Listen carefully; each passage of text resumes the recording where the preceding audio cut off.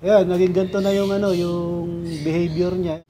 Barako na siya ng barako. Kada makikita niya ako mga kalapatids, yan, laging para nagtatawag na namamares.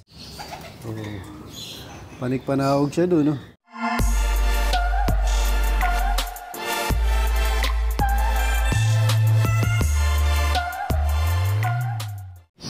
Welcome back mga kalapatids.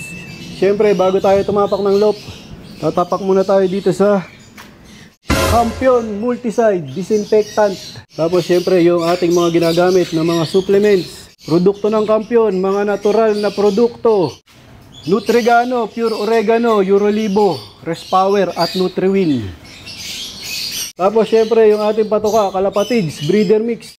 Mga kalapatids, nilipat ko na yung naka-quarantine dito. Bali wala nang kapares tong itim. Itong bigay ng red baracolop, mamaya ililipat ko rin mga kalapatids.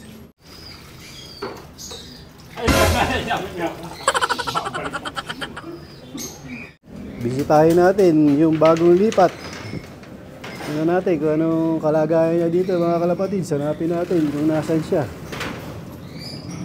Ito. Yan, mamara ako na kaagad oh. Natuwa si Lisik Mata oh. Siya yung pinakamatanda dito mga kalapatids. Siya yung magiging dito, ate ng lahat. Nagkaroon kaagad ng ng pwesto, ng bahay. Ayan, meron kaagad siyang teritoryo. Bali ito yung mga kasama niya, mga batang-bata pa. Ayun pa yung iba. Maya-maya nga, paparundahin namin to mga kalapatids. Bali, paghihiwalayin ulit namin yung mga mas bata. Hindi pa namin pwede silang pagsabay-sabay ng ronda. Unang pagpapakawala. Kasi nga baka ilayo ng lipad yung mga mas bata. Yun yung pinakabata namin mga kalapatids. Yung blue bar, may dilaw-dilaw pa sa ulo. Bali, hindi pa nga kami tapos ng pagtuturo dito sa mga young bird namin. Bali ito, makakasama na to sa ronda. O sa pagpapakawala kada umaga mga kalapatids. Tingin ko nga mukhang sasabay ng lipad na dito sa mga young bird ko kasi nga maayos yung kondisyon niya. Nabigyan natin siya ng Campion Phoenix. Tapos napurga din natin siya. Tapos binigyan din natin siya ng para sa kuto. Tapos pinaliguan din. Kumbaga lahat nga ay ginawa namin sa kanya mga kalapatids. Yan. Umayos yung kondisyon niya. Gaya nga nung nakaraan na sinabi ko mga kalapatids, nung mga unang dating niya dito, lagi nakaangat yung balahibo niya sa noo. Parang siya, yung laging may nararamdaman sa sikmura. Although maganda yung physical na itsura niya, puti yung ilong niya, tapos yung mata niya nanlilisik. Pero parang ang may nararamdaman siya sa sa sikmura o sa butsi niya siguro mga kalapatids. Tapos simula nung diniworm namin siya, ayan, naging ganito na yung yung behavior niya, ayan, gumandaw.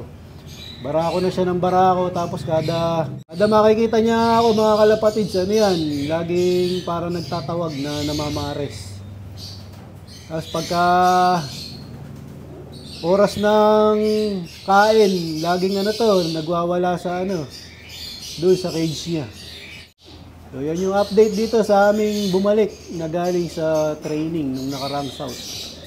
Yan, bali ilalaban ulit namin siya sa All Birds sa ARPCI. Yan. Maya lang ibubukod na namin yung mga mas bata para mapalabas na namin sila. Kaya lang medyo makulimlim yung panahon dito mga kalapatids. Pagka nga makulimlim yung panahon, medyo mahirap silang papasukin. Ang tagal nilang tumambay sa labas. Pero okay lang, may tinuturuan pa naman kaming mga mga young bird. Yan oh. Panik-panawag siya doon Kaya wala pa siyang mapaparisan dito. Mukhang mamamaris na tong ibon na to.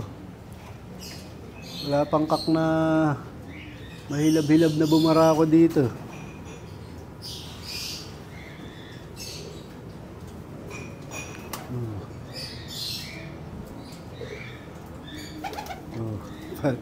Kondisyon. Bali nga pala, yung ginagawa namin pagpapakawala dito mga kalapatid, so yung ginawa namin pagpapaamo. Pinaroronda namin muna yung mga may edad na o yung mga nagre-ranging na. Kapag tingin na namin na mababa yung lipad nila o pagod na sila sa ronda, saka namin pinalalabas yung mga mas bata. Lumipad man yung mga bagong tinuturuan namin, dito na lang, kasama ng mga rumuronda na mga mas may edad. Kasi nga, hindi naroronda yung mga mas may edad dyan. Kapag pagod na, di na sila lumalayo.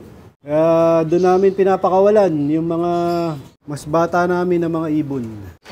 Ito nga, bagong linis ni JJBK, ang sakulam, itong dungawan. Pinalinis ko sa kanya. Dahil marami ng ebak o dumi nila mga kalapatids. Nung 1 linggo pa nga ito, naulanan. Mahirap nabababad yung mga dumi nila sa basa.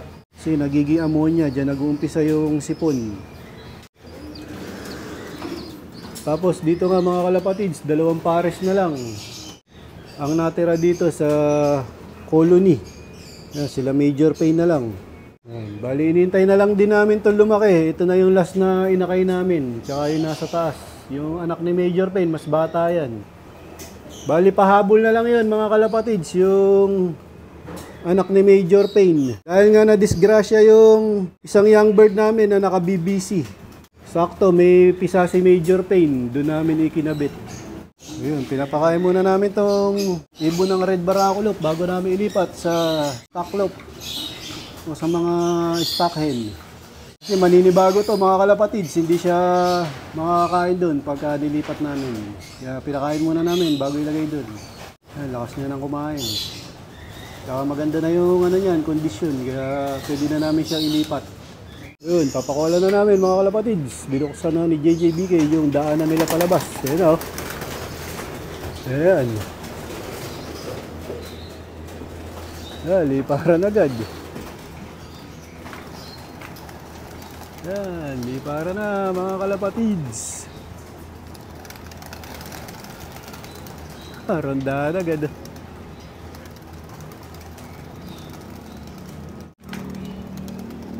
Ito pa iba.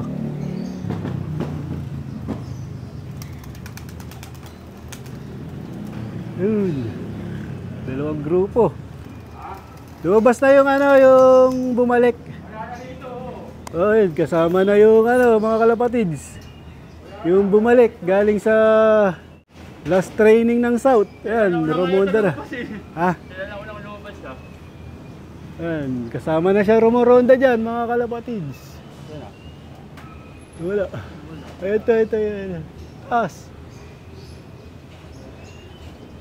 May naiwan pa. Mga na nga yan. Rumoronda na. Yan. Pinaronda na lahat. Wala na natira.